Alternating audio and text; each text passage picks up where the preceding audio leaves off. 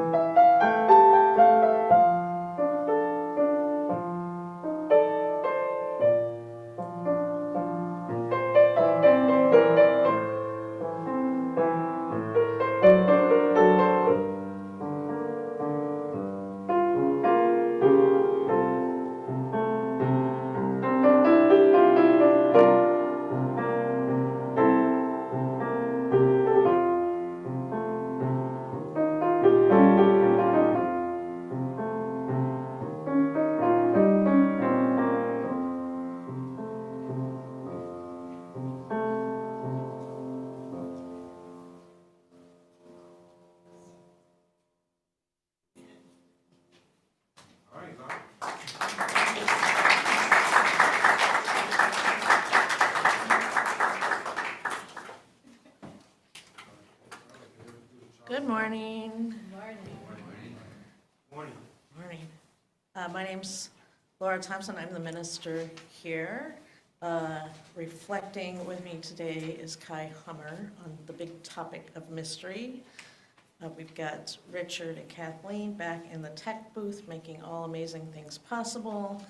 We've got Lark on piano, providing beautiful music for us this morning, and Nicole is directing our choir.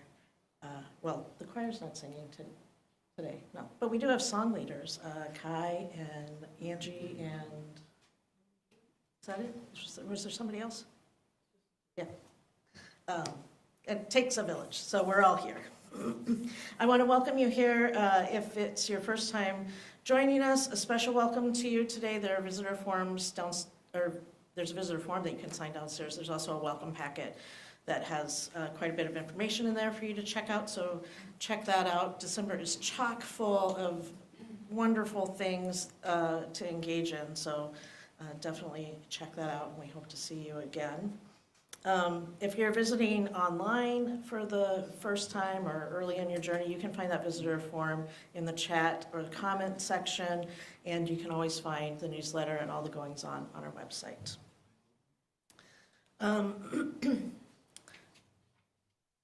We do acknowledge that we live, work, and play on the ancestral, contemporary, and spiritual homelands of the Dakota and Anishinaabe people, and we also acknowledge that it's not enough just to acknowledge that.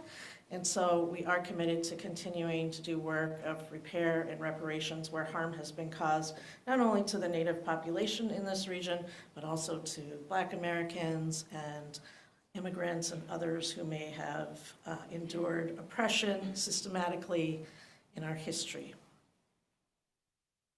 I want to invite you now, excuse me, to join us in our chalice lighting this morning. The words should be up behind me. They're by Gretchen Haley. Here, we refuse to be seduced by certainty. Here, we praise. Here, we give thanks for all that remains hidden. Great. Our opening hymn this morning, a word about our hymns this morning. When Nicole and I were picking them out, we both picked favorites, and this is one that she really, really enjoyed. So you can ask her about why she likes it maybe after the service. Dark of Winter, number 55.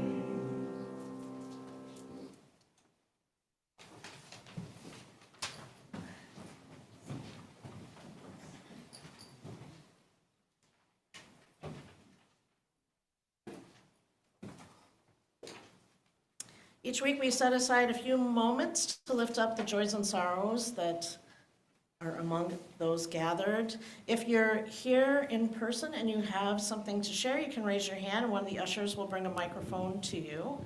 If you're on Zoom watching, we invite you to type it in the chat and we'll share it out loud here. And if you're on YouTube watching, we invite you to use the comment section and share in community there. Who has something they'd like to share today?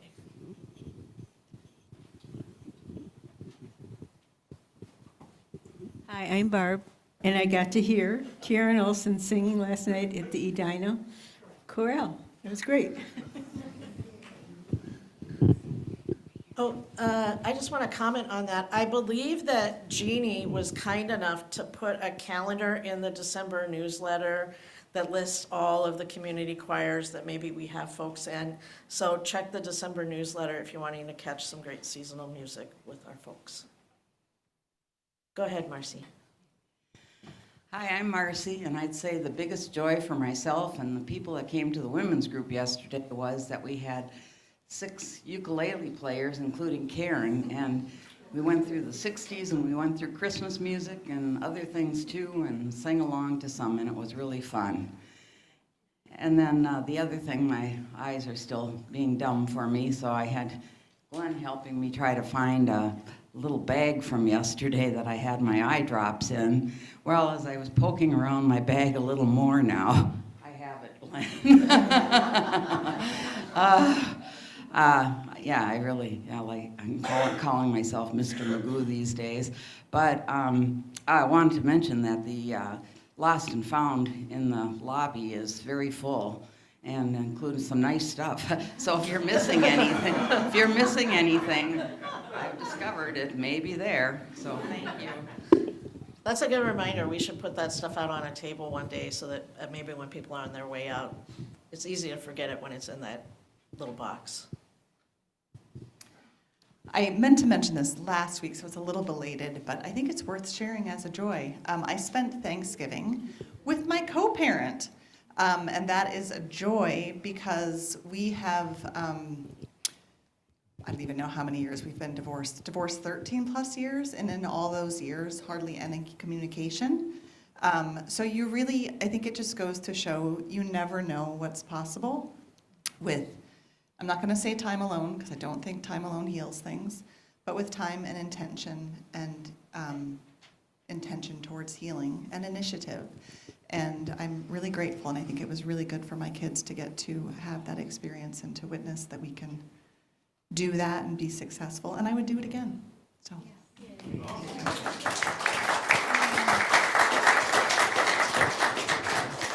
My name is Candace McClenahan, and I just want to give joy for what the human body is able to do, because as some of you know, I've got a big planned trip on leaving on December 24th. I've been planning for 5 years, and on October 3rd, I fell riding an e-bike up on the North Shore, and I fractured my left fibula. And you may have seen me earlier walking around in a boot. Well, I just got my last x-ray. And not only has that fibula healed and knitted, but my doctor shows me this x-ray, and the one where it was broken and or fractured, luckily it did not displace. But the other one, she explained, do you see how much wider it is? The body has created a cocoon, or like a callus around that bone, and so it's stronger than ever. I'm ready to go.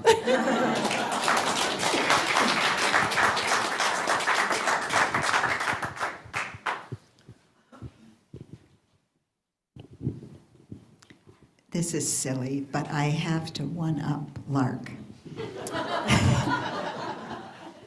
One of my joys is that my husband's first wife and her husband and I have always been able to celebrate holidays together. And we've progressed so far that on Christmas, I am staying overnight at her home for 2 nights. So lots is possible.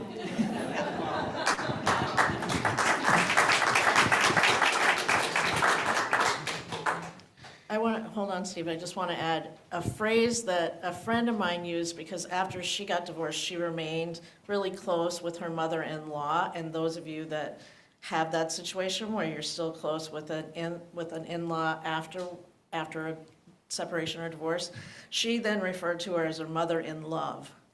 So I offer that to all of you who might be navigating those relationships. My name is Steve. I thought I'd mention that we did, for those of you who are familiar with it, I've been trying to figure out ways to get LED lights in the parking lot. And we finally had them installed yesterday. So it's very nice.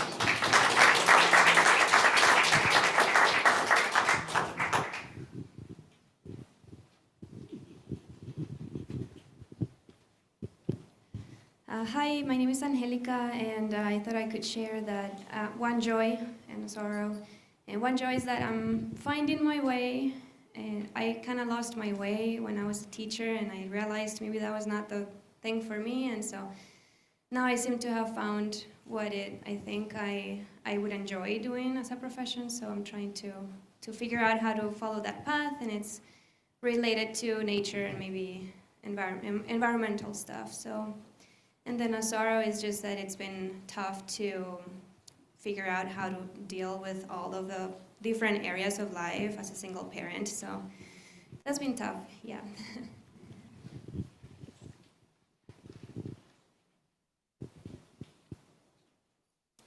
Do we have anything on Zoom, Kathleen? No? We hold all of these joys and sorrows and those that remain silent in our hearts, and I'll invite you all to join in singing our song response.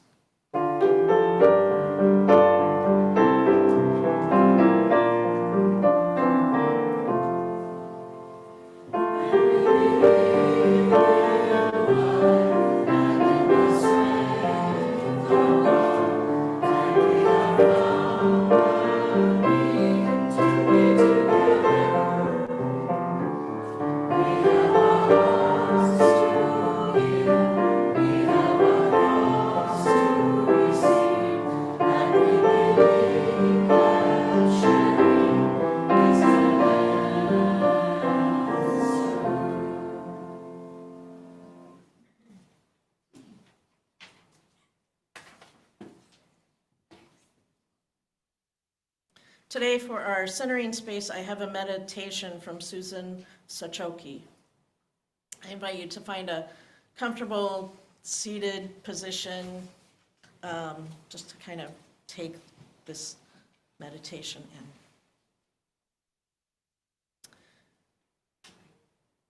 in. And after the words, I'll ring the bell for a couple of moments of silence and then ring it again to bring us back.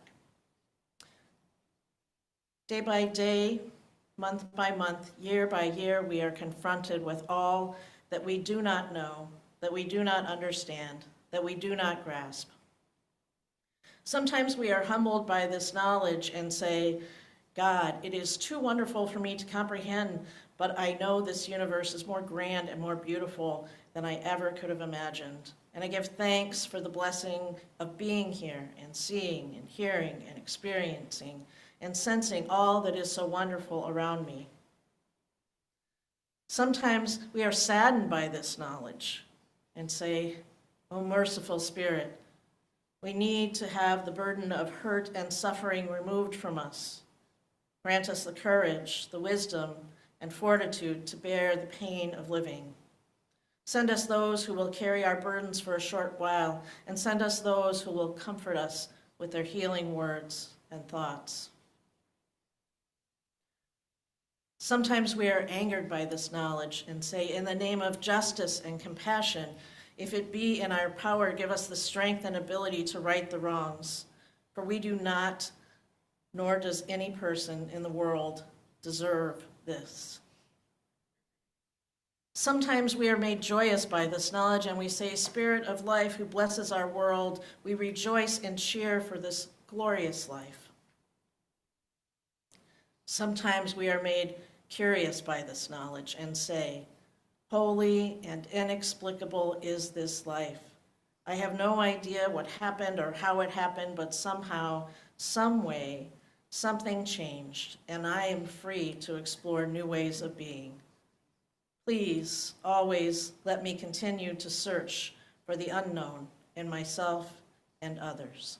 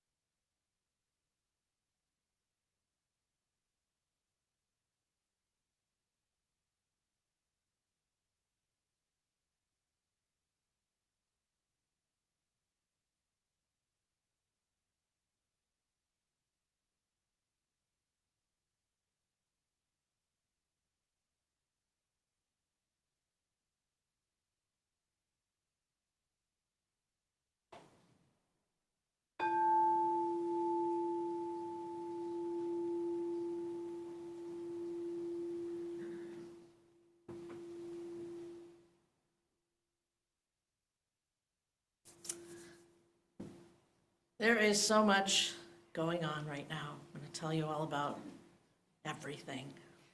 That's going on here anyway. I mean, not everything. Well, we'll get to that later in my reflection. We'll dive into some everything there. But first thing and foremost that you need to know, show of hands, who likes spaghetti? I mean, right? It's the spaghetti lunch today. It snuck up right on us. Boom, like that. This is our annual fundraiser for the UU Service Committee. They're doing amazing work, including some work right now. I just met with one of their representatives a couple weeks ago. They are doing some work with helping to get trans folks and families with trans kids into safer states, those that are living in states that aren't safe for them. I know that's one of the things they're working on right now. So this fundraiser today, spaghetti, if you didn't bring cash, I'm assuming that they've got a QR code down there and somebody to show you how to do that. If you don't know how to do that, please join us after the service for spaghetti so we can raise some money to help them out. The December Unison is out. There is lots of stuff going on this month. I'm going to alert you quick to just the services alone. So next week, we actually have a guest speaker who will be live joining us on Zoom from Jerusalem. And she's a storyteller who tells stories to weave together people of different beliefs and faiths to build peace. And it's great that she found us and asked if she could come here, and I'm really glad that she's coming. 2 weeks from now, we have the a very UU Christmas Carol, which we're working really hard on, and it's going to be pretty fabulous, so you don't want to miss that. Also, that afternoon is our holiday bazaar, which is super fabulous. Did you bring cookies? That's not for 2 weeks, but what do you got? Well, I have some good news and I have some bad news. The good news is I've been working my little fingers to the bone, baking, but just, I have to warn you, just hang on 1 second. Baking my little fingers to the bone to bring things for the bake sale 2 weeks from now. You might notice these are not edible, but we could use some bags if people have extras lying around like we did at our house, so that people who are buying things at the craft sale and the bake sale have a way to get it back home without it spilling all over like my cookies almost did. And I've been reduced to eating stale Girl Scout cookies because I can't go into my stash of home-baked goods. So you're welcome to have one, but just know they might not be quite as fresh as you'd like. Sorry, Kathleen. Kathleen, I see you've got your phone there. What were you doing? I'm inviting all my friends. Oh, yeah? Mm-hmm. So it's not only MVUF people buying everything at the bake sale? Right. Okay. Because we have friends that maybe don't come here and have maybe never been here or haven't been here in a long time, and they need cookies, and they need crafts, and they need to hang out with you while you're here. Everyone needs Is cookies. there like a Facebook event or something that people can share? Yeah, I'm gonna share. Yeah. I've shared it on Facebook, Laura. And we need people to bake. Candace. Where or who can we give our bags to? I believe we were going to collect them in the front entry for now. Sure. The front entry for now. And then we will, in 2 weeks, use them where we need them. Good question. Candace, haven't you been working really hard on getting all of your wonderful arts-inspired people to come to our craft fair? Yes, we have lots of wonderful crafters, myself included, that will have tables and donations, and it's going to be a lot of fun. So please bring everyone, come yourself. Yeah, We're really excited. Bring friends and consider baking something or making something that is delicious to donate, because all of the purchases of the baked goods is a fundraiser, a donation, direct donation to MVUF. So as many baked goods as we can get, that would be fabulous. I know personally, I plan on buying plenty, so I'd love a variety to choose from. And Kathleen, you've got a sign-up sheet that we can pass around, that you all can sign up if you haven't had a chance. If you want to bring whatever your specialty is, that would be fabulous.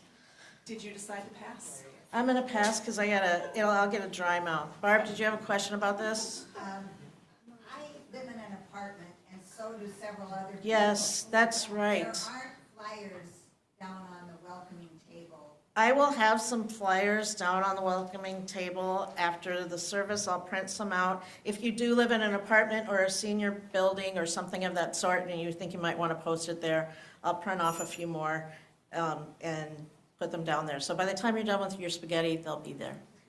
Okay. Does anybody else have questions about the Holiday Bazaar?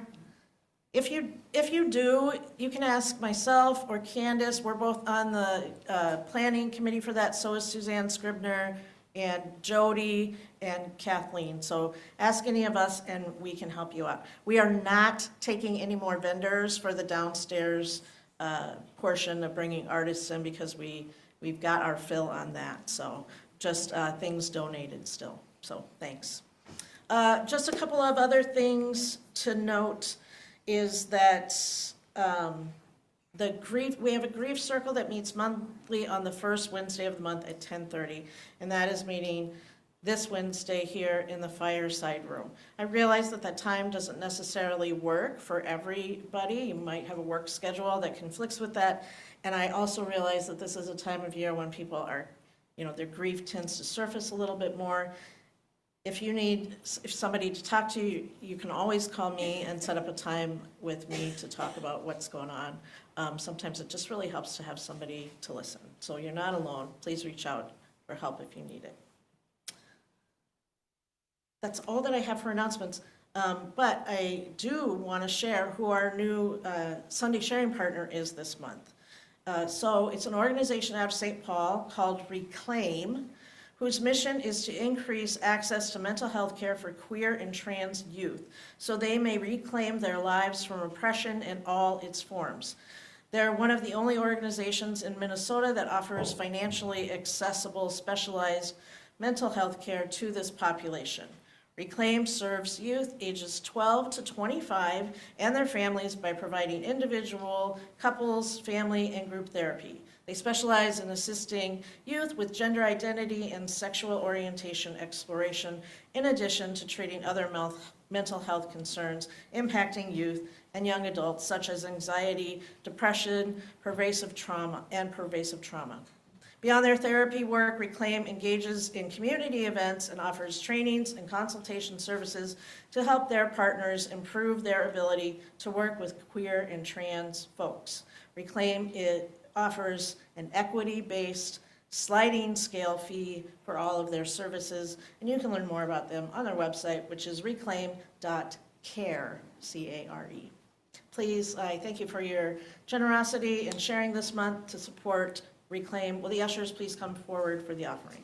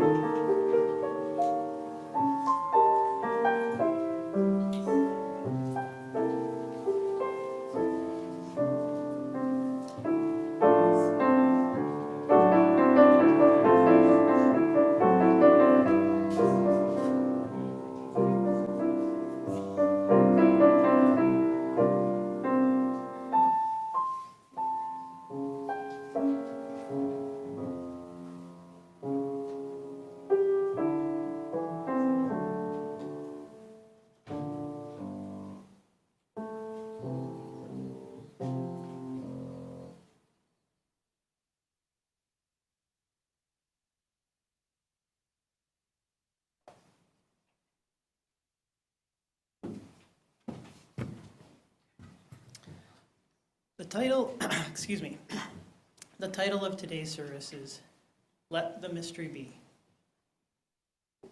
And this title confused me. I mean, mystery is everywhere in our lives. What will I do with the rest of my life is a mystery. Will my spouse live another year, another month, another day? If you have children, you might ask yourself, what will my children do if I become ill and I can't care for them?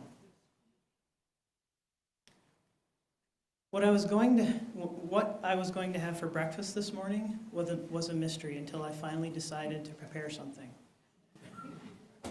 So mysteries are big and small, and they meet us many times every day. I worked really hard to write this reflection, and it took me about 6 or 7 weeks to do so. I have many versions of this reflection, and here's what I have for you today. This reflection is about the big mysteries in life, like what happens when we die. Is there a God? If there is a God or something like it, who or what is it? Are we more than our bodies and our brains? Are we here for a reason or a purpose? And what is spirituality anyway? What do I believe? It has felt like I needed to solve these mysteries in order to write this reflection, but I can't. And I think that must be the point. It is extremely difficult for me to say what I believe. My internal family of parts do not agree with each other about what I believe. So some do not believe in anything really at all. So I cannot tell you what my whole self believes, unless I say something like, I believe it all, and I believe none of it at the same time. I'm using language here from a type of psychotherapy called internal family systems, or IFS. My current therapist practices using this method, and it makes a lot of sense to me, and I think it's helpful. The basic premise is that we're all multiple, or made up of many distinct parts or sub-personalities. Sometimes one part will think or feel one way, while another will think or feel completely differently. And I've certainly experienced this when I think about the big mysteries in life. I have parts inside me that are very skeptical and have thoughts like, we're all essentially alone, and when we die, that's the end. There's nothing after this. But I also have parts that think we're all connected in spirit, in energy, in the air we breathe, and in the microorganisms that we share, and that this life is not all there is. A big part of IFS that I find illuminating is what is called the self, spelled with a capital S.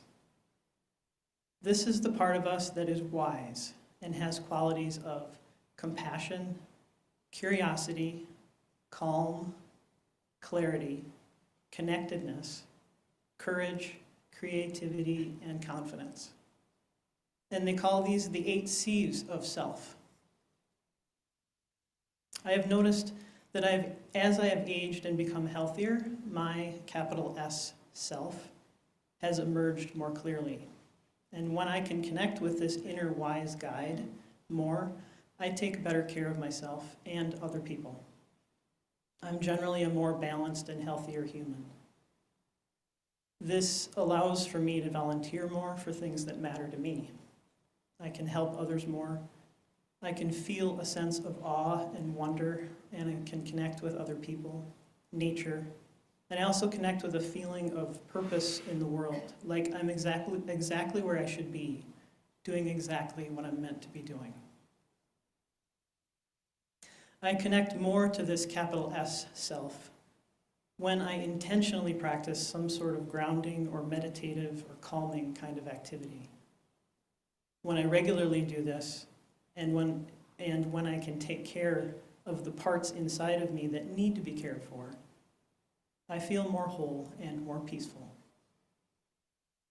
I have less fear of the unknown and more belief that whatever comes in the future, it's all going to be okay.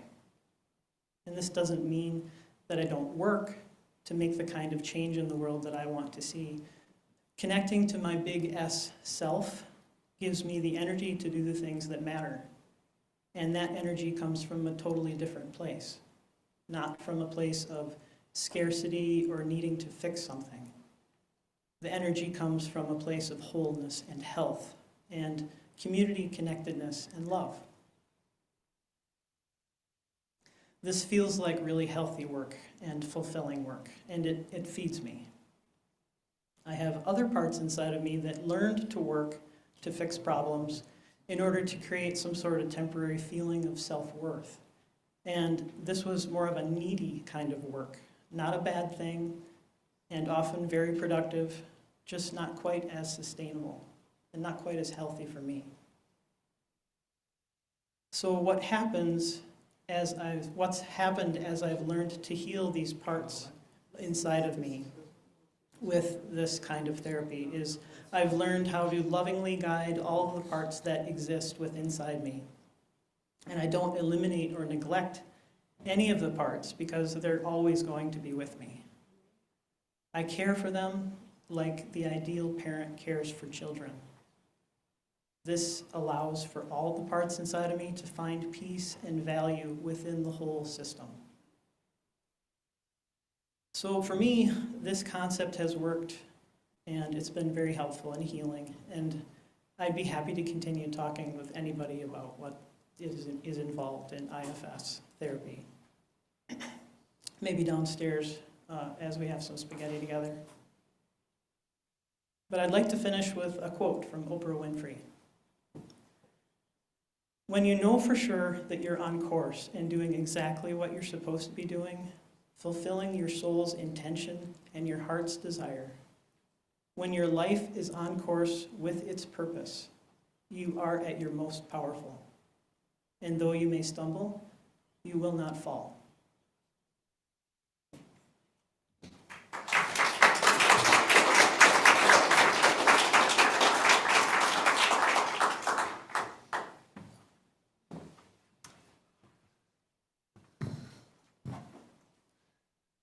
One day, a religious man approached a mystic and asked, "Does God exist?" "Allow me to go within for an answer," the mystic replied.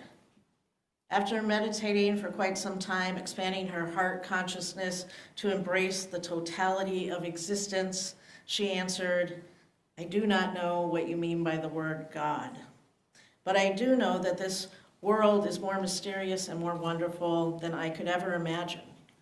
I know that you and I are part of something so much larger than our own lives. Perhaps this something larger is what you seek." Then the religious man approached a scientist. Again, the same question, "Does God exist?" "Let me think," the scientist replied. And so she thought. She thought about the vastness of the universe, 156 billion light years, or something like 936 billion trillion miles in diameter, and almost immeasurable smallness, and also the immeasurable smallness of a quark. She thought about how the energy of the Big Bang fuels the beating of her own heart, and she answered, "I do not know what you mean by the word God, but I do know that the world is more mysterious and more wonderful than I could ever imagine. I know that you and I are part of something so much bigger than our own lives, and perhaps it is something larger is what you are seeking." The religious man then thought to himself. He thought of what he knows and what he does not know. He thought about how he knows what he knows and how he knows he doesn't know what he doesn't know. He thought about his experience of the world and how it is but one tiny, tiny fraction of all experience. He thought about his dependence on forces larger than himself, and he thought about the interdependence of all existence. He experienced wonder and pondered mystery, and then he knew from his soul the truth of what the mystic and the scientist said, that he is a part of something so much larger than his own life. And then, only then, did he think about what he might call it. Our Unitarian Universalist faith affirms and promotes a free and responsible search for truth and meaning. We are not given the answers to life's great mysteries. This makes us entirely unique from nearly all of the other world's religions, which do attempt to offer answers on life's big questions. Can you imagine that each one of us gets to delve into the meaning of life, death, and suffering? We don't have the answers to these things written down somewhere. It's not just the clergy or the scientists or the great gurus of the world who get to wrestle and dance with these questions. Our faith invites each and every one of us to do that. How freeing and how daunting, right? A lot of responsibility. It is. I mean, if I have to figure out the meaning of life and death and suffering and love and all of that other serious, big, heavy stuff, that's a lot. It sounds scary and messy, and what if I get it wrong? And who has that kind of time anyway? Especially this time of year, it's holiday hustle bustle going on out there. I think sometimes we get caught up in the big scariness instead of actually being in relationship with the big mysteries. And instead, we tend to sit as critics of it, right? Someone might ask us what we believe happens after we die. And instead of actually making our own meaning, we might negate somebody else's. You youths are great at this. Well, I don't believe in heaven. It sounds so inclusive and impractical. I'm not into that, right? We also might reply that it doesn't matter what we think is the truth. What's more important is that everybody's entitled to their own search for truth. I mean, we affirm that, but have we done the work of diving in ourselves? No, we haven't. Why are we so reluctant to dive into these questions? What's the worst that could happen? Maybe we'll find something we don't like. A surprise. What if what we thought was true all along turns out to not be so true to us if we dive deeper? What if we were wrong about something? What if I have to change my behavior in order to live out these new truths? Lest I lose my integrity and devalue my own worth and interconnection. That could be a lot of work.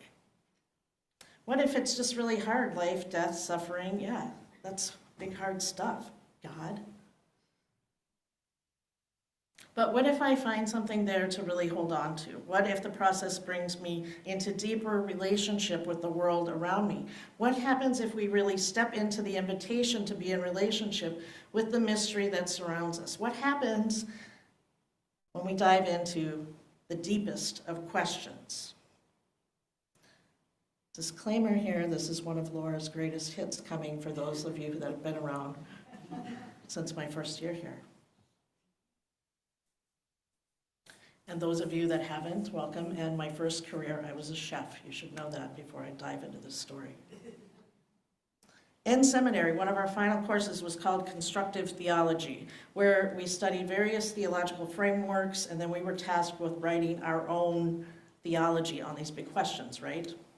Our final papers were to put forth thoughts on big theological questions, and we were to name our truths regarding such lighthearted categories as what is the purpose of life? Does God exist? If so, what is the nature of said God and our relationship to said God? What is the nature of suffering and evil and sin? What do we do about that? And what happens after this life when we die? It's one of the final classes, thank goodness. Now, up until this class, I don't think I had ever clearly defined what I thought about any of these questions. Instead, I was like, what's important is that we all have our own search, right? That's where I stood. Now, don't get me wrong, I discussed these questions elaborately and in a curious manner. But I just had never laid out my thoughts on anything that I would call a truth. I just laid out ideas and possibilities. It could be this or it could be that in this vague, broad, sweeping kind of way. You know, this let the mystery be, very agnostic stance. And there's absolutely nothing wrong with that. But that was not the assignment, right? That wasn't the assignment. And in doing that, I'd hesitated to really find and name my own truth in my life. I clung to the notion that everyone was entitled to their own search, rather than actually experiencing deeper the invitation to be in relationship with the questions. But now my time was over to waver, and I had to jump in to do this final paper. Now, the instructor of the constructive theology course, Eliezer Fernandez, strongly encouraged us to be creative in our papers and use a good metaphor. Why? Because he had to read like 25 of these papers, right? So he wanted us, he's like, make it good, don't have it be dry. So we're like, okay. Well, some of my colleagues were using art and music as metaphors, while others were taking the constructive part more literally and building structural housing metaphors. Of course, none of these spoke to me. And then one day, I was in my kitchen getting ready to do some baking, and it came to me that my theology would, of course, be constructed as a recipe. Let's grab my water bottle.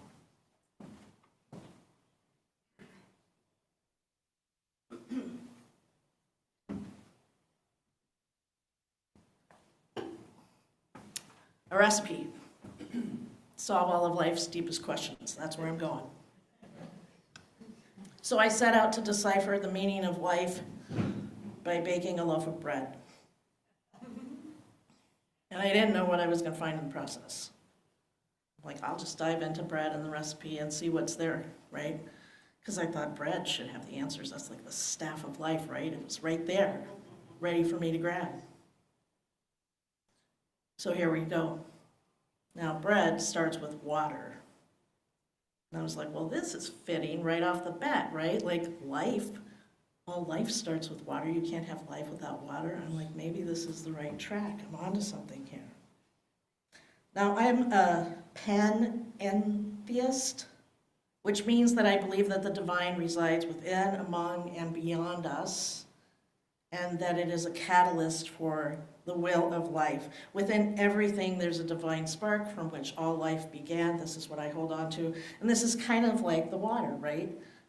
So I named the water Spirit of Life. The purpose of the water and bread is to give it life.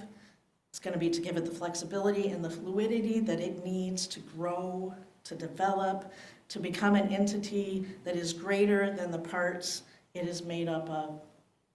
Without water, everything else would just blow away in the wind. So it starts with that spirit of life, water. So the water, you add yeast. Yeast is a living organism that does not grow unless it's exposed to another organic compound. And I decided to call this yeast morality because its potential is impressive, but it also can only live within certain conditions. It is a catalyst for action, but only when it is in relationship with something that it finds nourishing. Likewise, if we don't engage our morality through relationships, it falls flat and its potential remains dormant. You can have the greatest thoughts in the world about how you should be in the world, but unless you're doing it, you're not really jumping into action, right? Dry yeast in a jar in the cupboard does nothing on its own. Fresh yeast, which nobody hardly uses except for like professional bakers, it's a little cake. And if it's not used, it loses all of its power as well, and it just kind of rots. It's got a very short shelf life.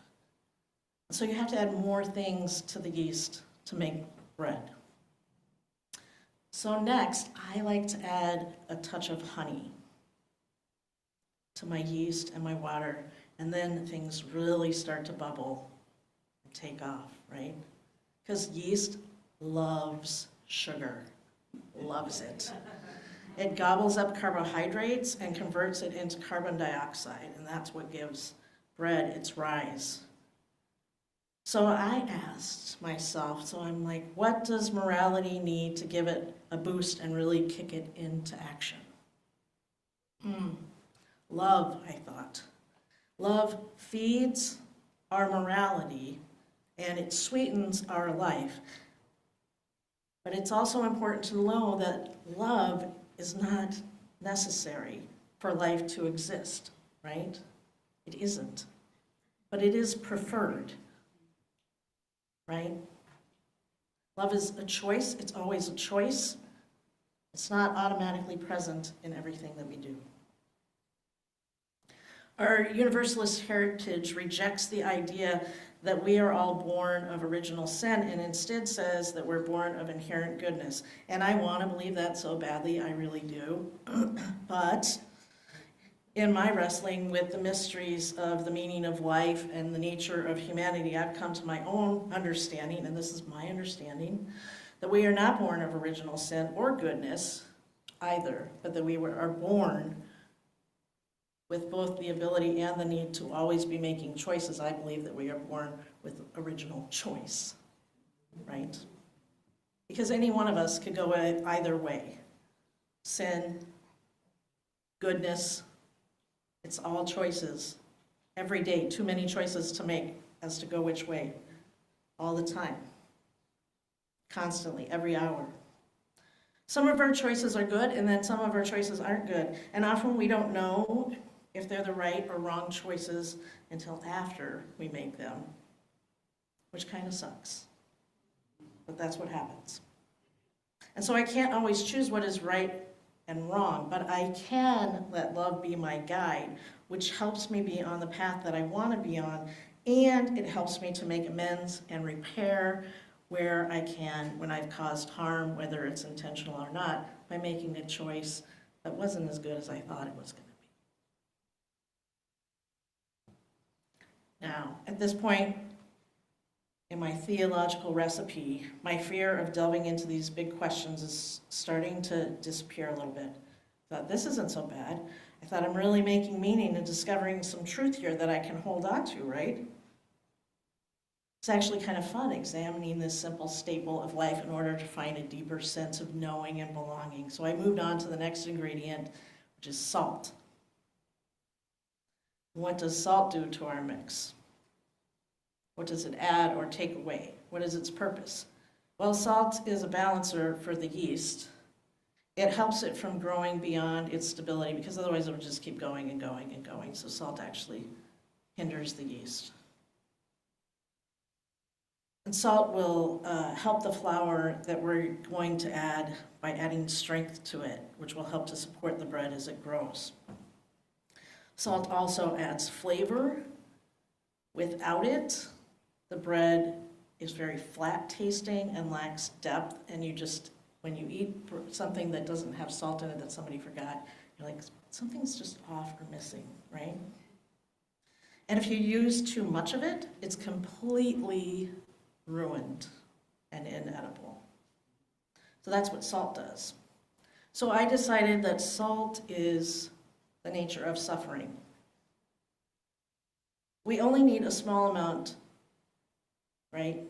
And that enhances and strengthens the whole loaf. Too much and will taint the whole thing. And life inherently comes with some suffering that we cannot avoid.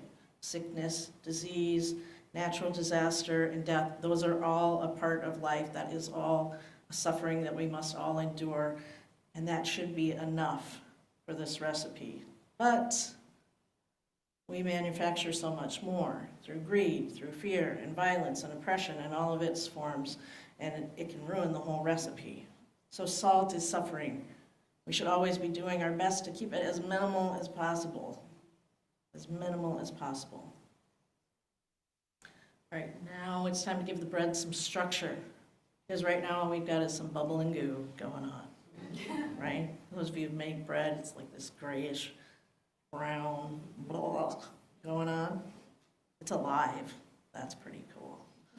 but it needs some structure. So we add flour, which I decide is community, which is our relationships with one another. This gives our dough shape and context. We are of the earth, just like the wheat. The bread that we are making can only know and be known through this context. So we are the flour that is community. We are the grains. As individual grains, we can do little more than reproduce. But gathered together, we become something that can not only give life, but nourish it and give it structure. Now we have all of our ingredients together. But ingredients are not the only part that happens with bread, because bread also needs action. It needs action. The glutens in the flour will not develop if we don't put our own energy and intention into the dough. If you simply just stirred that glop with flour together and put it in the oven, it's gonna be a brick. An inedible brick that you could like really do some damage with, or maybe hold the door open, but you're not gonna wanna eat it. But if you take action, you put your work and your intention into it, you transform it, you enable the dough to grow, and you give it the strength, because that development of the gluten gives strength, builds strength in there so that it can handle its own growth. So you're enabling this strength to develop. This transformation is crucial. Then what happens next? Then you set it in a comfortable and warm place, very cared for, and you walk away. There are times in life where we have to let things rest, right? It can't be all action and bubbly aliveness. There's time to rest. There's time to reflect, right? This is an integral part of our lives. Just as action is important for transformation, so is that rest. I don't know if any of you have been watching the Great British Bake Off, but I have. Just final was on Friday, and you all know what happens when you don't let things rise enough, when things are underproofed. It's a recipe for disaster. So you let it rise. All right, bakers in the audience, who knows what comes next after the first rise? Punch it. And then comes the punch. We've learned to grow and be transformed, but life is funny and we're not quite there yet, and it has its setbacks, right? You think you're going good, and then all the air gets knocked out of you, and you're deflated. But the good news is you actually get strengthened by that too, and you rise again. And that's what we do. And then finally, everything seems right. Dough is ready. So with gentle hands, we shape the dough according to whatever need or want we have, and we set it to rest and grow one more time. And then when the time is right, we place it back in the oven, back to that spark of heat from which the universe began, back to the fire, the Big Bang. It's right there. We've got life and morality and love and suffering and community and action and rest and reflection and all the time and space and intention and tenderness. All of that, we return it back to the fire, back to the cosmic heat. And then in the oven, it all dies. The yeast dies. Yeast can't sustain that kind of heat. The water gives way to steam. The growth dies. The recipe ends with death. And I take the bread into my hands, and its crust is like a coffin holding the life inside that once was. And I tear it open. And the holes of the bread hold all of that mystery. They hold all of the flavor and all of its aroma, and tell me that it's just as important, the space that's in between us, as us. Because now there's space in between the things that were there. And that space becomes important.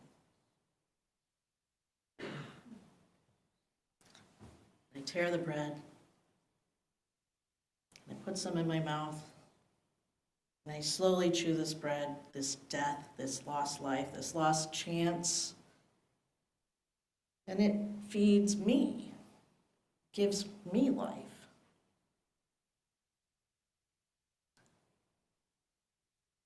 I'm like, wait a minute.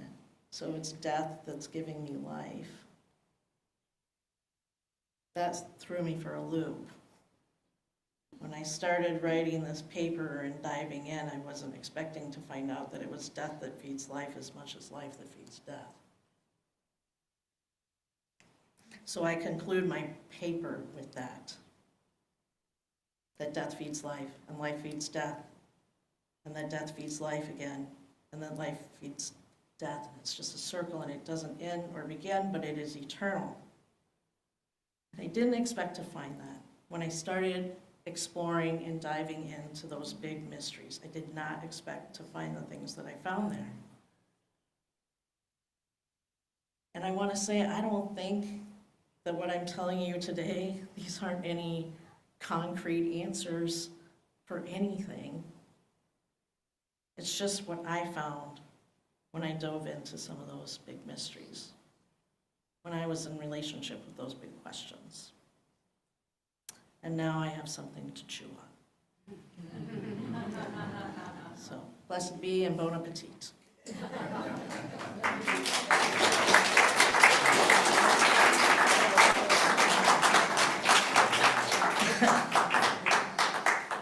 All right, our closing hymn is one of my favorites. Sometimes people think this is a Christmas song, but it's actually an Advent song, and it's the first Sunday in Advent today. What I like about this song is that it speaks of hope, that it anticipates hope coming, that it asks for hope to come. And I wanted to let you know that the word Emmanuel means God is with us. Or maybe you would think love is with us, or peace is with us. Maybe think about that while we're singing this song today. It's number 225 in the hymnal, O Come, Emmanuel.